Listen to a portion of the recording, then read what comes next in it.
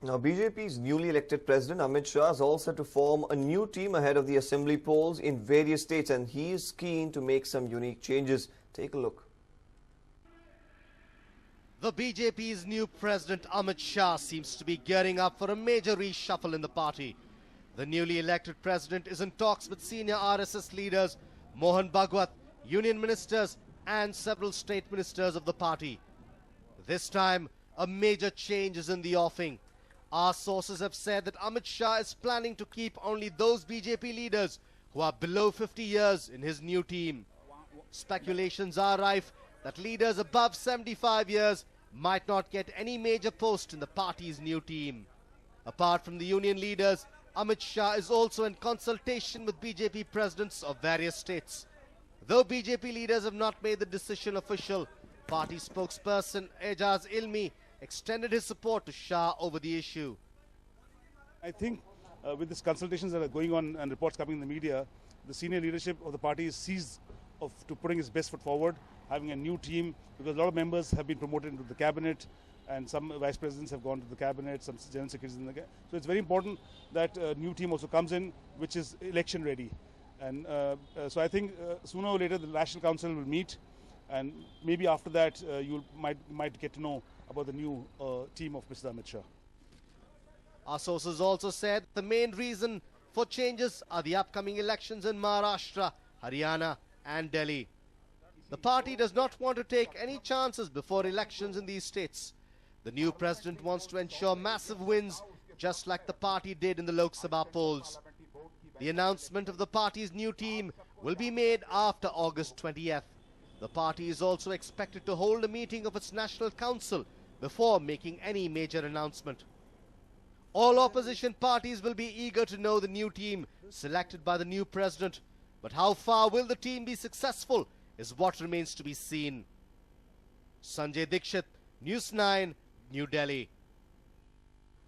Well, it's monsoon time in Karnataka, and unlike other parts of the country which are facing drought, there have been enough rains in our state. But it appears there is nothing being done to tame the fury of the river Krishna, and people are forced to defend themselves. Here's a report.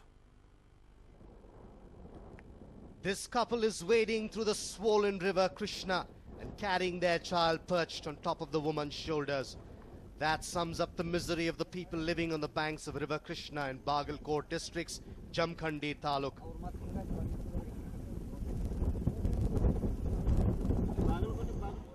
Take a look at what is happening in Chikkodi Taluk.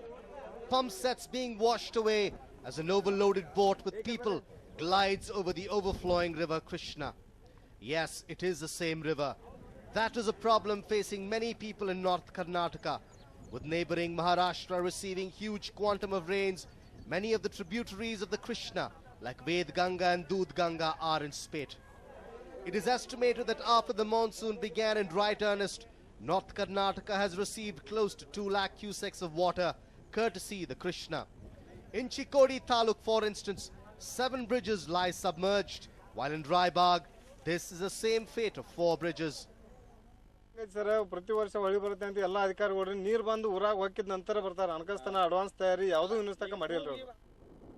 Villagers are facing the prospect of a watery grave across both taluks. ಮುನಗಡೆ ಐತ್ರಿ, ಹೊಳಿ ಬಂದ್ರೆ ಎಲ್ಲ ನೀರಾಗ ಹೋಗತ್ರಿ. ಮತ್ತೆ ಈಗ ಸದಾ ಹೊಳಿ ಬಂದತಿ, ಇನ್ನ ಟಚ್ ಹೋತಂದ್ರೆ ನೀರಾಗ ಹೋಗತ್ರಿ. ಇದು ನಮಗೇನು ಸಾಹಿತ್ಯ ಇಲ್ಲ ಇಲ್ಲಿ. ಮತ್ತೆ ಜಾಗ ಎಲ್ಲಿ ತೋರಿಸ್ರಿ ನಮಗೆ, ನಾವು ಎಲ್ಲಿ ಹೋಗೋಣ್ರಿ? ನಮ್ಮ ಜಾಗ ತೋರಿಸಿದ ಮಾಡ್ಬಿಡುವಾರ.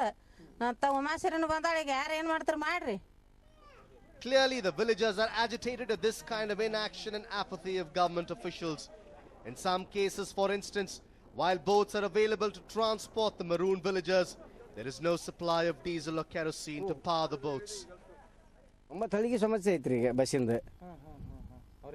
ಸಾಲಿ ಹ್ಞೂ ಮಳೆಗಾಲದಾಗೂ ಭಾಳ ಸಾಲಿ ಮಕ್ಳಿಗೆ ಅಂದ್ರೂ ಯಾವ ಏನು ಇಲ್ಲೇ ಇಲ್ರಿ, ಇಲ್ಲಿ ಸೌಕರ್ಯ ಇಲ್ಲ. ದೋಣಿಗೆ ಬರ್ಬೇಕ್ರಿ, ಇಲ್ಲಿಲ್ಲ ಅಂದ್ರೆ ಏನೈತಿ ಬೋಡ್ರ ಮಕ್ಕಳು ಏನೈತಿ ಸಾಲಿ ಬಿಟ್ಟು ಬಿಡ್ತಾವು. Unfortunately, the people are caught in the crossfire between nature on one hand and the government on the other. With Suresh Nayak in Bagalkot, Chandrasekhar Chinnakekar for News 9 Chikkodi. Well, vehicles in Bengaluru has increased and so have the traffic violations. Now, it is learned that 50% of motorists have violated traffic norms and paid heavy fines too. Here's a report. You have to believe this. The number of vehicles plying on Bengaluru roads has crossed 48 lakhs. Yes, you heard that right. Going by this piece of statistic, there is a vehicle for every 2 persons living in the city. By the way, do you have any idea about the number of traffic violations committed in the first half of this year? That is also an astonishing figure. According to traffic police sources, as many as 24,78,320 cases were booked between January and June of this year. Most of these cases consisted of auto drivers demanding excess fare, motorists jumping signals, riding without helmet, parking vehicles in no parking zones, and traveling on one-way streets.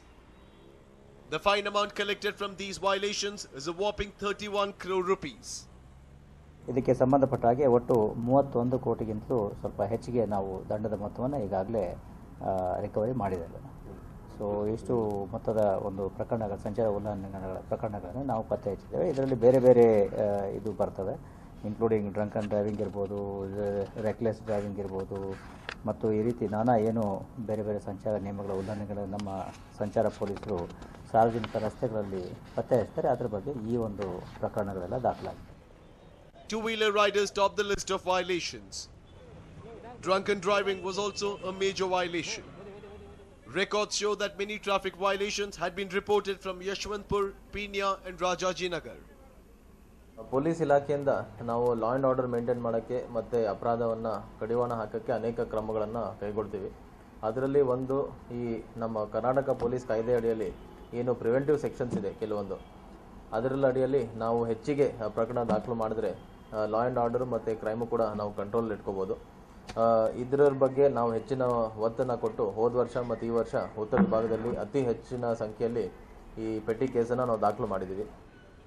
The police are doing their best to curb illegal activities in the city, but alas, there seems to be no respite as the crime rate is increasing by alarming proportion. Pemmaya Malayanda for News9, Bengaluru. Now, Formula One star Michael Schumacher's wife, Corina Schumacher, has taken a tough decision, and all for the love of her husband. Take a look. Months after being in a coma, Formula One star Michael Schumacher was recently shifted for rehabilitation to the University Hospital in Lausanne in Switzerland. It is still not clear if Schumi will be back to his old self. And this is what probably led his wife, Corina Schumacher, to take a sad decision. Corina to sell Schumi's private jet plane. Corina offers a jet for £12 million. Yes, in an indeed sad and tough decision, Michael Schumacher's wife has planned to sell her husband's Falcon 2000 EX private jet. The grey beauty has a capacity of carrying 8 passengers at a time and flies at a speed of 920 kilometers per hour.